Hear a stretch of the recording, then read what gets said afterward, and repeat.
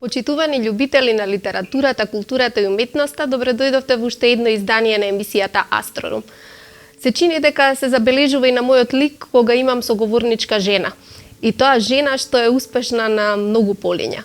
Уште од мала пее, свири, создава композиции, шири позитивна енергија, но она што го прави последните години со нејзиното здружение Борка остава длабоки општествени траги. Мислам дека не тангира сите во ова нездраво време на живење и се повеќе сфаќаме во пандемиски услови што е најважно во животот, а тоа е здравјето. Ако има здравје, има и песна, има и љубов, има и уметност и јас си посакувам добре дојде во оваа емисија на Биба до Дева. Добре те најдов, Бранка, еден голем поздрав за сите ваши гледачи и навистина ми е драго што ете после толку договарање конечно најдовме и двете време да гостувам во твојата убава емисија. Секогаш кога се договаравме имаше некој многу поважен повод и пред тоа мора да се застане, особено кога се работи за некоја меѓународна конференција, за некој битен настан врзан со Борка, а последниот повод кој што не спречи да разговараме пред едно известно време беше создавањето на новиот албум после голема пауза. И ајде да го почнеме разговорот токму со новиот албум и промоцијата која што помина со сите протоколи и се покажа дека и во вакви услови можно е да бидеме луѓе, можно е убаво да си поминеме, можно е да ги размениме енергиите, иако моравме да бидеме социјално, односно физички дистанцирани, не социјално. За каков албум станува збор на кој што сте чина многу горда? Одамна имав една желба да преработам македонски песни и народни и забавни, затоа што особено забавните се многу често дел од моите мојот репертоар од моите настапи. И токму и тие песни беа одбрани да бидат едни од песните кои што нели го создаваат незаборавни мојот нов албум, кој што ти морам да признам, бидејќи брзаше, не успеа да го земеш на еве го чувам твоето CD на промоцијата. Промоцијата се потрудивме да биде навистина на највисоко ниво организирана и со тоа сакав да докажам дека без оглед на тоа што се случува, ние, доколку ги следиме препораките, доколку ја почитуваме онаа дистанца, доколку носиме маски, сепак можеме да ја организираме и вакви настани од културен карактер, од музички карактер, особено се многу битни и тоа го приметив и кај публиката. Беа во исто времено среќни што може да се чувствуваат заштитено на самата промоција, но од друга страна и среќни што имаат можност нели да ги слушнат и песните и во живо и да се забавуваат. Во целиот овој период некако најдовме време со Дојчин. Короната направи да имаме време пикнеме во студио. Многу често и најчесто работевме јас и он, бидејќи родител и со внуче, а секако и оне со мало бебе, многу внимававме, не се дружевме со никој друг и внимававме на препораките и успеавме да го снимиме албумот. Еден по еден музичарите и од Скопје, меѓутоа и секаде, нели каде што имам гости и од Грција и од Словенија, учествува со своји инструментални сола, заради тоа што меѓутоа ни ги праќа нели онлайн, се со цел да се запази тој ред и тие протоколи, да останеме заштитени. Ке се вратиме ние на албумот, но бидејќи јас имам прва можност, фокусот ми се прошири, сега може да разговарам и со луѓе од други области, од други жарови, не само од областа на класичната музика. Јас ве познавам и лично, од многу одамна, од иста населба сме, знам дека музиката ви е дел од животот од најмали ноза, но ајде еден кус пресек, како почна Биба со музиката, таа беше обкружена со книги, но својот пат во музиката си го најде чинам самата. Не знам дали е самата или е поради тоа што мајка ми стално кажуваше дека за да ме смират додека сум била бебе, ми пуштале транзисторче со музика, па така сум слушала уште од многу мала музика. Шала на страна, моите препознаа дека имам капацитет за музицирање, ме однеса во тогашното Илија Николовски Луј, сега се уште се викали Николовски Луј музичко училиште, да во припремна година, да видат дали воопшто нели имам капацитет да се бавам со музиката, дали ми работи увото, нели, дали имам слух. И едноставно така започна целата моето музичко патешествие, морам да кажам, и тоа ми стана и дел од животот. На 6 години се запишав првпат во музичко, после 2-3 месеци музицирање на клавир, кај тогашната професорка Елена Мисиркова, уште беше, значи, кенизе во тој период, она се уште беше во Скопје. Ја го започнав своето прво искуство со инструменти, со жичени инструменти. Моите родители во тоа време нема многу можност да ми купуваат клавир, пијана. Ја навистина скапи, меѓутоа во исто време се појави и една нова група на професори, кои што млади професори, и на доста од децата ни понудија дали сакаме да замениме од инструментите, односно виолина, виола и така натаму. И интересно ми изгледаше виолината, бидејќи во тој момент немаше гитара на која што свири мојот татко, и токму заради тоа некако се прешалтав на виолина. Кога завршив ниже училиште, многу читав книги, ти самата спомна дека нели сум поврзана и со книгите, татко ми работеше во тоа време долги години во книжарата во култура, на Ристичева палата. И јас завршив со уписот, со приемниот испит и отидов кај него и со плачење, и он ми вика: добро, зошто плачеш? Пак ли си просвире нешто по свое, бидејќи јас знаев така, ако ми е некој концерт, некоја вежба е ти да досадна, да си ставам нешто мое и да си ја освирам по мое. И реков: не, они ми предложија јас да бидам единствена во генерација на виола. Па вика: не гледам тука ништо лошо. И јас реков: па лошо, јас не знам што сакам, имам 13 години. Така да јас продолжив со правен смер во правното училиште, тогаш Борис Кидрич, сега Васил Антес Кадрен. И некако музиката мислев дека сум ја одвоила од себе, меѓутоа веќе на моја 15-16 година повторно почнав да музицирам, да свирам интензивно, да се пријавувам по тие хорови, да учествувам на настапи, и на самиот мој 18-ти роден ден со друштвото го славевме во еден кафич и имаше таму двајца кои што свиреа и нели ги развеселуваа луѓето, и јас доаѓам и ги прашувам: мене ми е роден ден, дали може да испеам една песна? Го патив микрофонот и едва ме тргна луѓето од микрофонот, се шегувам. Меѓутоа, после тоа дојде газата и ме праша: добро, девиче, ти пееш некаде? Викам: да, пеам во хор. Бидејќи е април, се уште не бев завршена со 4-та година, нели, матурантка. Јас имав својата прва свирка, првиот настап и првпат заработив пари од тоа. Моите родители беа огромна поддршка и ден денес, дури и татко ми е најголема поддршка, и мајка ми го беа прости, меѓутоа татко ми тогаш ме носеше исто така на секоја свирка со кола, ме враќаше, и тоа многу ми помогна мене да осознам што сакам и дека не треба да бегам од тоа што ми е дадено, односно музиката. Понатака историјата ја знаете, веќе 98 година прв пат, 97 ја пуштив песната, 98 година прв пат настапив на Скопскиот фестивал со моја авторска песна. Понатака имав доста авторски песни по фестивали, па 2004 година го издадов албумот. После тоа повторно имав доста настапи, фестивали и така натаму. 2009 година ја пишував музиката и авторска, меѓутоа и каверите ги правевме за Господја министерка, тоа е представата нели која што оди во МНТ. И понатака веќе доста длабоко завлезе борка во мојот живот, па еден период правев баланс меѓу музиката и меѓу борка. Напосле тоа ме снема неколку години, затоа што борбата со ракот, особено со мајка ми, тој период беше доста тешка и дури кажав дека кога пилето не ти пее, не можеш ни да создаваш песни. Така да, после толку години, еве повторно ми има со новиот албум и за вистина сметам дека како што мене ми се не заборавни тие песни и оставиле трага во мојот живот, дека ќе остават трага и во животот на нашите слушатели, на моите слушатели, моите фанови.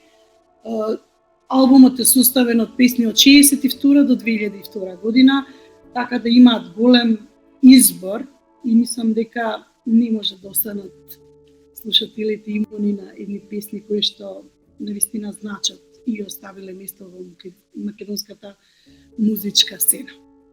Ако мислевте дека ќе ви дозволам толку на брзина да поминете низ целата кариера, се лажете, зашто јас имам присуствувано на проби ваши, на фестивали, кога многу од пеачите кои што се навикнати во студио да бидат испеглани, да пеат совршено, кога ќе застанат на сцена, им пречи мониторингот, им пречи некој кабел, не слушаат, но јас бев сведок кога вие земавте микрофон, на сите нешто им пречеше, а вие без вклучен мониторинг отпеавте чисто во ја чувствувате ли таа сигурност, таа супериорност, кога ви се роди? Дали од самиот почеток бевте толку храбра и толку самоуверена на сцената како кога било кога и кога не планирате да пеете, ќе ве замоли некој да застанете на сцена и веднаш се знае дека е тоа бива додева? Тоа се веќе два различни моменти. Едниот момент е јас и дури се слушам кога и фалширам. Некогаш, значи имам изострен слух, апсолутен слухиста, што ми рекле многу од музичарите, и јас точно ако случајно им се пушти гитарата и басот да не се во ист тоналитет, значи јас го слушам тоа и дури ми смета и знам некогаш и јас да изфалширам. Како што кажав, знам кога фалширам, се трудам да не фалширам, музиката пее, значи во умот ја има, кај мене ми пее пилето, нели? А од друга страна, она што е на сцена, без мониторинг, со мониторинг, тоа си го прави искуството. Имам многу настапи, јас и живеам од музиката, и живеам за музиката, и јас, не знам, јас сум музика.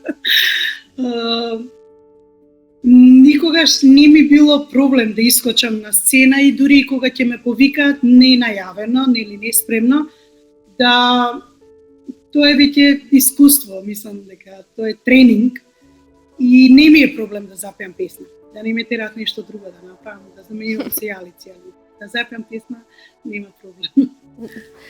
Дали некогаш да, се сеќавам на кој настап, да, се сеќавам точно на кој настап сега се сетив во Будва бевме заедно и на сите музичари не им работеше и на мене не ми работеше мониторингот, ама ќе слушнеш што пееш. Пеевме на матрица, што е многу полесно, затоа што компактна ти е матрицата со звукот и едноставно или знаеш да пееш или не знаеш да пееш, тоа е кај мене. Нема друга вистина. Да. Дали секогаш ве следеа во чекор добрата критика и од публиката и од музичката критика или на моменти чувствувавте дека не заслужувавте некои забелешки или дали можете сега од оваа перспектива да погледнете, да фрлите светло на вашата кариера? Можевте повеќе, не можевте повеќе? Вие сепак и во животот остваривте многу работи, особено што сега споменавме активноста со Борка зема многу време. Дали сте задоволни како се распостилаше вашата музичка кариера? Не би го менувала мојот живот. без оглед на сите успони и падови, не би го минувала својот живот. Се што сум поминала, се било некаква школа, меѓутоа јас во секој момент од животот гледам да уживам, не секогаш било така. Работата со Борка многу ме научи, и Борките многу ме научија, да го ценам секој нов ден, и сватив дека за многу работи се нервираме и се секираме или размислуваме непотребно. Дали не можеме на секого да се допаднеме. Некои ќе почитуваат мојата музика, некои сега ќе стави дислайк на моето видео на Анушка, например. Не оспорувам затоа што сметам дека секој има свој вкус и едноставно не очекувам дека на сите ќе им се допадне тоа што Биба Додева го прави. Некои знаат да ја препознаат музиката во мене, некои ќе ги гледаат маните. Тоа не зависи од мене, зависи од нив. Нели? Така да може би имало критики, може би и имало, да кажам, работи кои што од оваа гледна дистанца би можело повидат, меѓутоа ако еве сега реално ме прашате, мислам дека сум го дала максимумот во секоја една изработена песна, во секој еден изработен настап и бива или се дава или не се дава, или е 100% или не. Може би затоа толку долго време се чекаше на тој албум. Ако на почетокот на кариерата Биба ја замислуваа како кант-авторка со гитарата во рака и тоа беше призвукот што ја одбележуваше.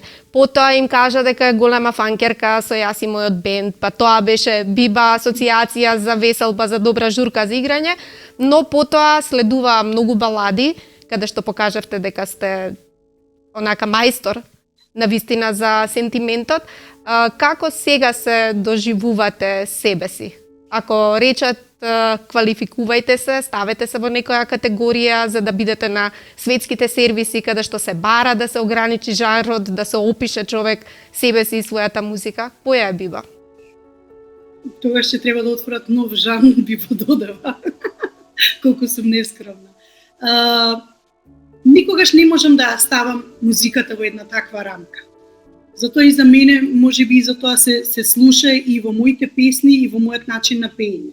Она што е различно е дека имало моменти кога сме правеле песни и кога сум ги пеела, па и сум се трудела на некој начин, нели, да им се допадне на публиката. Сега правам песни кои што искрено ги доловувам своите чувства, може би затоа некако последниве години станав мајстор на баладите.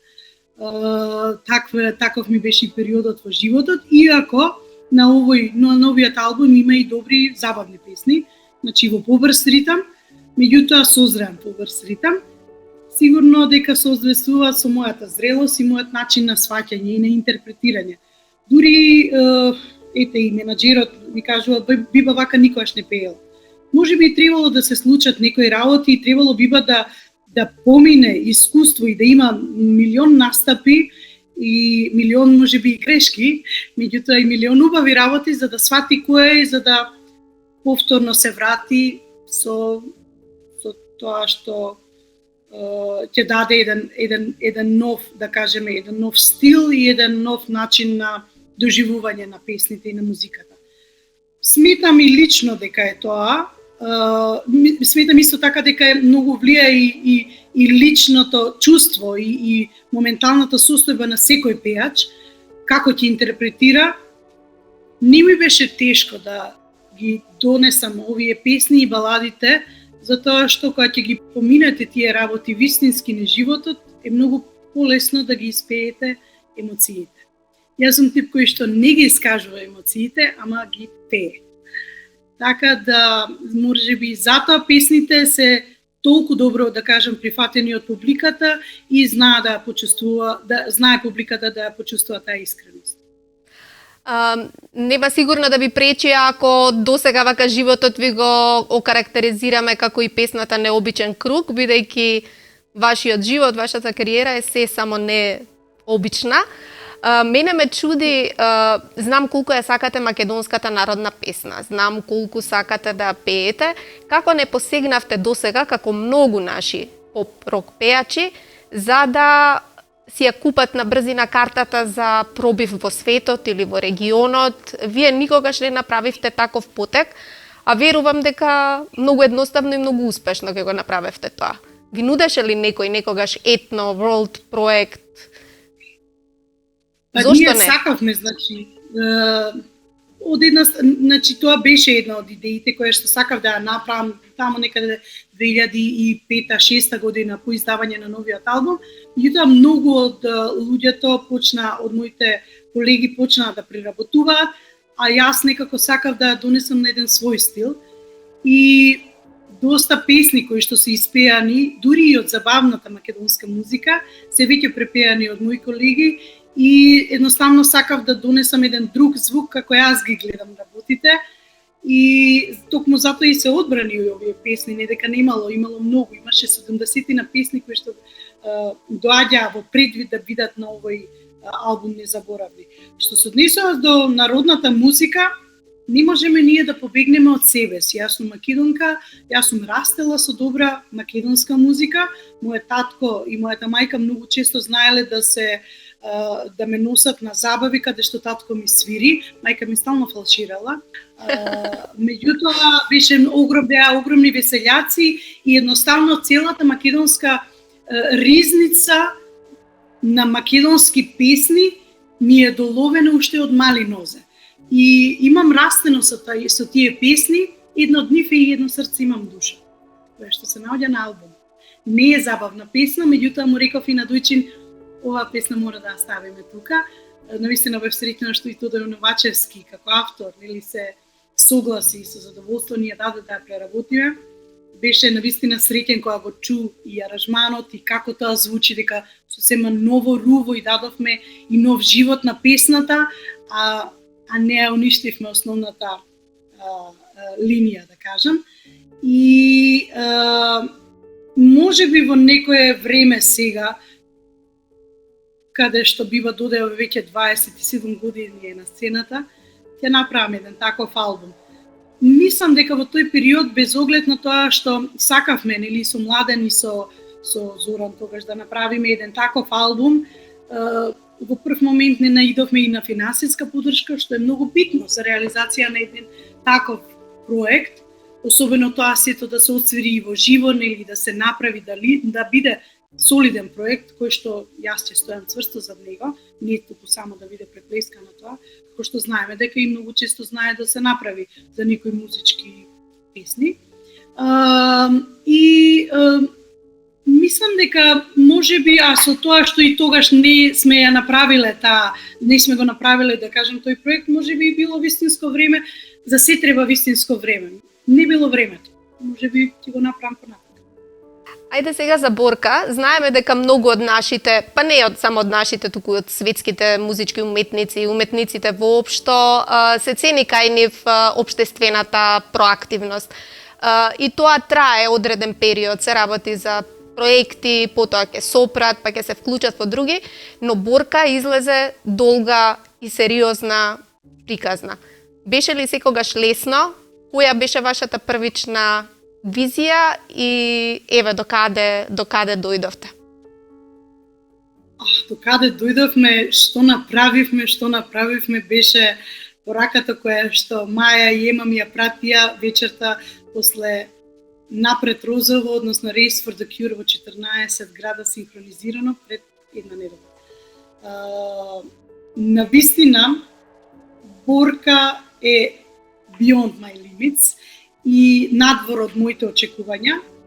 Кога ја започнав приказната со Борка, беше една од причините, затоа што многу често знаев да настапувам на тие комунитарни концерти, од една страна, од друга страна, моја драга пријателка почина од рак и мајка ми беше диагностицирана 2005 година крајот со карцином, со меланом, и некако сватив дека луѓето имаат потреба да се збори од тоа, односно не можеш да се соочиш и да се бориш со некоја болест која што во тој период покажуваше знаци дека и медицината идеше напред, значи имаме прогреси во самата медицина, во самите терапии и лекови, кај што значат продолжување на живот, дури излекување на животот.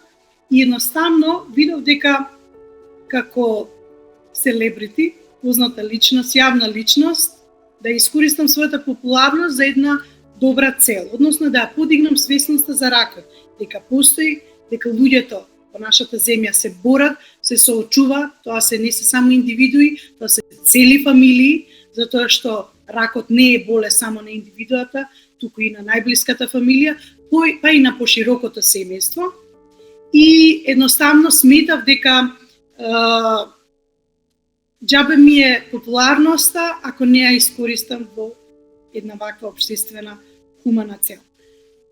Меѓутоа, со посетувањето на IVLP програмот, кај што бев испратена од State Department-от, од амбасадата на Соединетите Американски држави тука во Македонија, од 2008 година, сватив дека имам капацитет и ми фаќа тиквичката за нешто повеќе.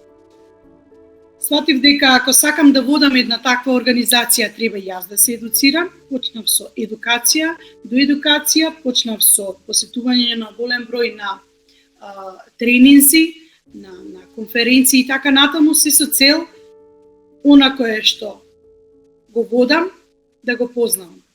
Меѓутоа, работата во Борка не е за ден-два и не е за исто како и ракот, се појавува нонстоп. Нонстоп треба да ги потсеќаш луѓето да отидат на преглед. Едноставно сватив дека дел од мојата мисија, освен музиката, зашто сум тука, е и токму тоа. Ако спасиш еден човечки живот, си го спасил и човештвото. Барем и да го продолжиш. За оние кои што никогаш не се бореле со ракот, не знаат тоа што значи, меѓутоа за никој значи и еден ден. Јас се сеќавам, имав и дури интервју, мене многу ми значеше што мојата мајка и покрај метастатски карцином, што, нели, знаеме што е метастатски карцином, живееше скоро 12 години. Се сеќавам на едно интервју каде што една, да кажем, трибина која што водевме, каде што една млада жена рече: за никого нема да значи еден месец, меѓутоа за мене многу значи еден месец, ќе си ја научам ќерката да напише, да ја пишува азбуката. И тогаш сватив дека работата на Борка е навистина многу значајна и продолжив иако имаше многу големи проблеми, особено што, нели, да се развие свеста, да се поттикнат луѓето да одат на прегледи, да размислуваат проактивно, да не го сметаат ракот веднаш за еквивалент на смрт, туку дека може да се борат, може да, значи постојат и добри и лоши приказни, меѓутоа таков е животот. И во една друга смисла сватив дека ние како Борка можеме да го менуваме и здравствениот систем, особено со доколку имаме отворени врати и слух од владата и Министерството за здравство. И морам да признам дека последниве 3 години направивме исклучително промени, иако и другите години правевме, значи, иницијативи, имплементации на скрининг и сите оние иницијативи кои што Борка ги прави нема да имаат резултат доколку нема слух и владата тоа да се смени. Во моментите кога мојата мајка умираше, за жал, немавме можност за терапии, за најсовремените терапии, кои што сега еве после 3 години луѓето, дури и метастатскиот карцином еве и на меланом, го надминуваат и го победуваат.